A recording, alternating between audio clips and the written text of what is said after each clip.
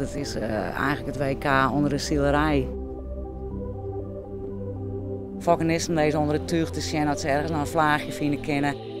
Ja, dan begint het overal te kribbelen en dan bist in de game. De aanvierder van het kampioenschap, die leidt in het veld, komt stuurboot aan op een beroerd plak, want daar komen dan al die bakboordschepen aan en vind dan maar eens een gatje. Voor mij met name de IFK is een van de mooiste evenementen van Friesland. 14 ploegen, 14 elftal, die zijn elkaar strijden, alle Louis van Gaaltjes achterop. Die een team hebben en ze spelen net per 12, ze spelen per 14, 16 of 18.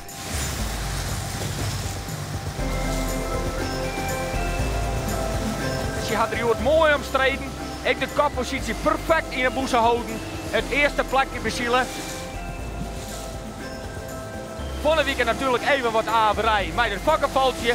Ja, en dan is het nou nog een 2 scheepslengtes tot aan de finish.